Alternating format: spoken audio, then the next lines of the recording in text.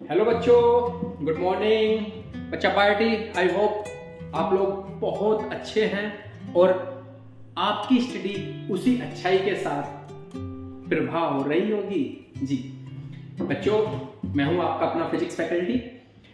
आज बच्चों work, energy और पावर के हम एक बेहतरीन कंसेप्ट से आज आपका सामना कराने वाला हूं मैं। देखिए, मैंने कहा था फिजिक्स में ना कोई जोकरपंती नहीं चलती है। फिजिक्स को समझना है तो उसके बेसिक को समझते हुए उसके एप्लीकेशन और उसके बाद एप्लीकेशन के बाद जो आपने उससे चीजें बनाई हैं, उन एप्लीकेशन के बिहाफ पे जो बनाई हैं कंसेप्ट्स, उन एप्लीकेशन को कंसेप्ट्स में ना कन्वर्ट करना सीख लीजिए। आप कोरिलेशन सीख गए, एप्लीकेशन बिटवीन कंसेप्ट, तो आपको फिजिक्स अच्छे से आ जाएगी, चाहे आप जेईई मेंस, चाहे एडवांस, चाहे फिर आप नीट एस्पिरेंट्स।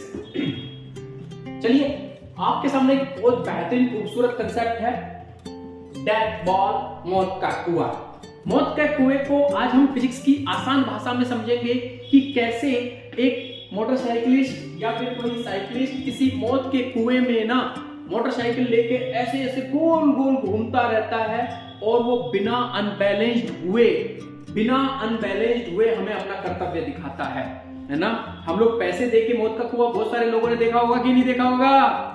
अरे नहीं देखा तो जाके देखो, और उसमें फिजिक्स कैसे काम करती है वो मैं आज आपको बता देता हूं कि वो कैसे एक साइकिलिस्ट मौत के कुएं में साइकिल चला पाता है। तो चलिए समझते हैं। सबसे पहले एक मौत का कुआं आपके सामने बना लेते हैं। आपके सामने इमेजिनेशन, थोड़ा सा ड्राइंग मेरी आर्ट्स साइंस के स्टूडेंट्स की कमजोरी होती है, तो मैं साइंस का स्टूडेंट रहा हूं तो मेरी ऑफ कोर्स मेरी आर्ट्स थोड़ा वीक पाएगी आपको। तो एक मौत का कुआं बन के तैयार हुआ आपके सामने। इस मौत के कुएं के अंदर एक साइकिलिस्ट एक साइकिल चला रहा है ना। जैसे in case of death ball आपने देखना है कि एक पर्सन ड्राइव, जब किसी मोटरसाइकिल को वो ड्राइव करता है किसमें, इन वर्टिकल सरफेस, वो किस सरफेस में ऐसे करके नीचे से ड्राइव करता है, ऊपर की तरफ जाता है, तो ये क्या है? ये है इसकी वर्टिकल सरफेस। अब ऐसे कौन कौन से फोर्सेस यहां पे लग रहे हैं, यदि देखो आपने एनालॉग को अच्छे से सीख लिया तो आप इसको समझ लेंगे। ये वर्टिकल सरफेस है जो अपवर्ड मोशन कर रहा है, यानी कि वो वर्टिकल सरफेस या वर्टिकल सर्कल में मोशन कर रहा होगा। ऐसे करके बोलो हाँ या ना। अरे समझ में आ रहा है कि नहीं आ रहा है? चलो, इस सर्कल का रेडियस अपन r मान सकते हैं कि नहीं मान सकते? अरे हाँ या ना बोलो। बच्चा आप एक बात बताओ, मैंने आपसे क्या बोला था कि जब भी दो सरफेसेस आपस में कांटेक्ट में आएंगी, बोलो आएगी या नहीं आई?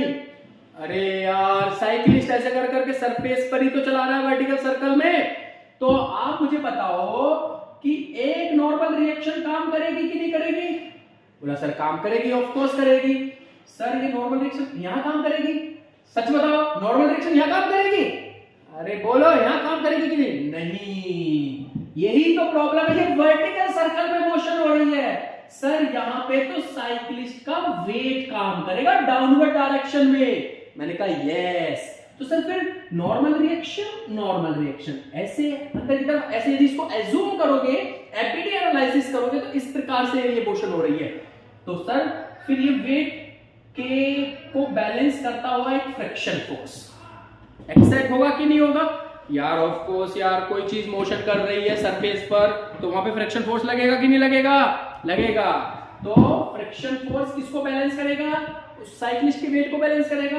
तो यहां लिख दीजिए F इक्वल टू mg, यानी कि friction force are balance to weight of cyclist. इसको वेट को बैलेंस कर दिया। आंसर ही नॉर्मल रिएक्शन। आप मुझे बताइए, जब भी कोई चीज किसी सर्कल में घूम रही है तो उस पर एक फोर्स, अब देखो मैं यहां पर आपको बताऊं, यूनिफॉर्म सर्कुलर मोशन है तो लीनियर वेलोसिटी, एंगुलर वेलोसिटी। अच्छा, जब एंगुलर की बात आ जाती है, एंगुलर वेलोसिटी की बात आ जाती है, तो फिर वहां पर एक्सेलरेशन को भी डिफाइन करा जा सकता है, लीनियर एक्सेलरेशन, एंगुलर एक्सेलरेशन। और सर जब एंगुलर एक्सेलरेशन की बात आ जाती है तो वो तो नॉर्मली हम लोग देख लेते हैं कि एंगुलर एक्सेलरेशन अल्फा एक्चुअल में क्या होता है, the change of angular velocity, the rate of change of angular velocity. But linear acceleration भी दो प्रकार के होते हैं, टेंजेंशियल और रेडियल एक्सेलरेशन। मैंने देखो work power energy one shot में पढ़ा दिया आपको इस छोटी सी बात में, मौत के कुएं के कंसेप्ट को, ठीक है। तो आप मुझे बताओ, जब कोई सर्कल में घूमेगी तो उसके ऊपर नॉर्मल रिएक्शन कितने के इक्वल होगी, किस फोर्स के इक्वल, सेंटीमीटर फोर्स प्रोवाइड करेगा कि नहीं करेगा, यस। तो सेंटीमीटर फोर्स कितना, mv square over of r। You know what is the relation between linear velocity and angular velocity, v is equal to r omega.